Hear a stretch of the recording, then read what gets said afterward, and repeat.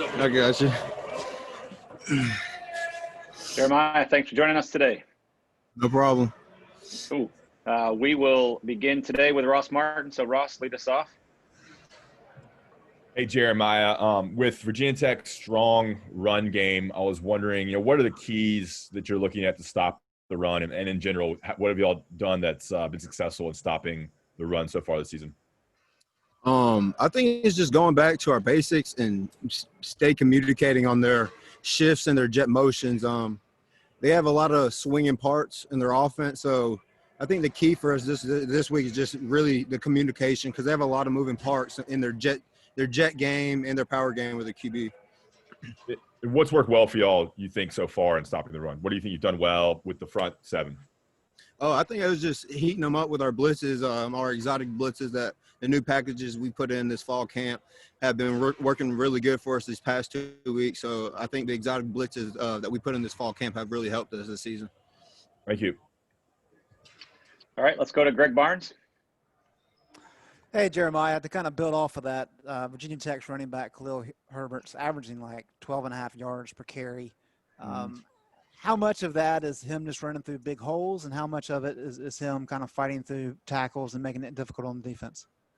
Well, I watched it both. They have a really good, stout offensive line, so I feel like it's a little bit of both. They open up the holes for him, but when it comes to contact, he likes to put his shoulder down and drag tacklers along with him. So I think it's a combination of the offensive line and them having really a special back, not only in the run game but also in the pass game too. Thanks, Jeremiah. All right, JB Ricks, go ahead. Hey, Jeremiah, thanks so much for taking out the time for us. Your fellow teammate Chaz Surratt said after the BC win that there were a lot of moments throughout the game where you guys were getting frustrated because you weren't blowing out the opponents the way that you felt like you should be. Is this Virginia Tech team an opponent that you guys kind of like need right now at this point of the season, considering everything that you've been through and knowing that you're going up against a quality opponent, that it's not going to be a situation where this is going to be a game that should be over by the third quarter or whatever? This could go down to the end. Is this the type of game you guys need at this point of the season?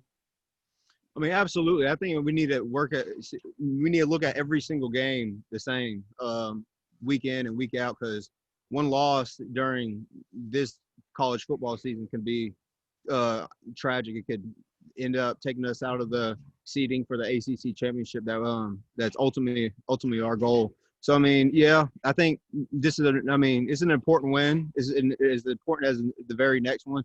Every single week, we just want to go 1-0. All right, CL Brown, go ahead. Hi, Jeremiah, I was curious, when you face a back like Khalil, he's like 5'9", how difficult is the vision sometimes just on, you got offensive linemen that are like 6'5" and things like that across the board. So how difficult is it sometimes just to see him where he's at and where he looks like he's headed?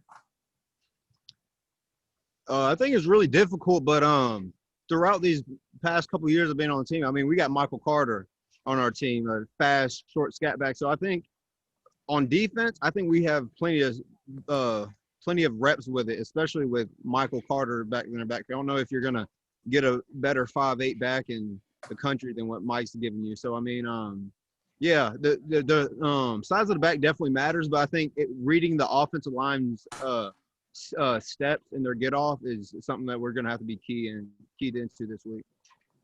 All right, and you mentioned earlier the jet motions in their offense. Can you explain what that is? Yeah, a lot of times they run they have athletic guys like receiver, like a lot of guys do in the ACC, and they like to not only get them the ball and bubble screens, but they also like to run jet motions with them and get them out in space.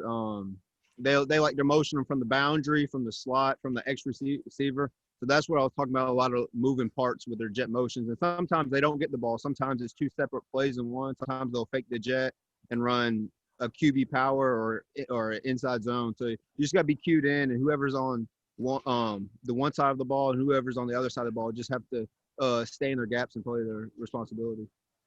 All right, thank you. Okay, Brennan Marks, go ahead. Hey Jeremiah, thanks for taking the time. I'm just going to follow along this same train. What Jay Bateman said yesterday that they create conflict. I'm assuming that's what you mean with all the motion and multiple things that they do. It depends on the coverage, I'd assume, but what does it look like for you when you're trying to read some of that motion? Like, are you just trained on the quarterback? How do you sort of go through the process of evaluating, where you're supposed to go on a given play like that? I mean, every play is different. I mean, for any linebacker, it starts off you want to scan, especially the formation. You want to scan. Sometimes I'll move the front if it's 3-by-1, or if it's 2-by-2, we'll stay in our base defense. So for me, it's just reading the formation when they come out, and then seeing if there's an X receiver off, if there's a slot receiver off, and when they're off, that gives me a little hint if they are going to motion or not. So I mean, you just gotta, before the play even is ran, you just got to diagnose where the receivers are and if they're on the ball or they're off the ball. Based on what you see, how much latitude do you and Chaz and I guess everyone else on the defense sort of have to adjust the play call, maybe based on something that you're seeing? Yeah. Well, with the jet motions, there's a lot of times two different plays in one.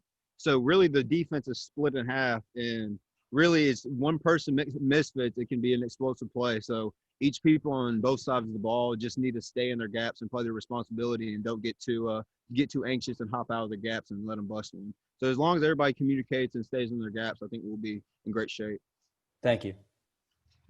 Okay, last one. Gregory Hall, go ahead. Jeremiah, what have you seen out of Kamen Rucker? It seems that he's earned a lot of trust from Jay Bateman and the defensive coaching staff so far this season. Oh, absolutely. I mean, like a lot of our freshmen, he came in wanting to learn the defense immediately. I mean, he was in the film room every day with either Tamari, Tamon, whatever position he was learning. If he was at the end spot or if he was at the 4-eye, he was always in the film room wanting to get better. And even at practice today, like, he'll grab me off to the side and ask me, "Hey, so Jeremiah, what do I have right there here in this 3-by-1 formation?" And they motion over the 2-by-2. And to see that from a freshman, it speaks volumes. I mean, the kid's ready to learn. I mean, he came in really ready to play. I mean, he's about 260, and he's strong at the point of attack. All right. And then what Jeremiah? do you think he needs sorry, go to ahead. What do you Go think he needs to improve on moving forward? Part is first step. When his first step's fine when in our base defense, but when there's a lot of moving parts, maybe his first step when they motion into a say we're in a 3-by-1 and they motion to a 2-by-2, he has a different stunt step than he would in a 3-by-1. But I mean, that's just the learning process that comes along with it. Besides that, there hasn't been many flaws that I've seen from him. Watching tape from the Boston College game, he didn't really have many MIAs at all. He fit his gap and did a responsibility really good.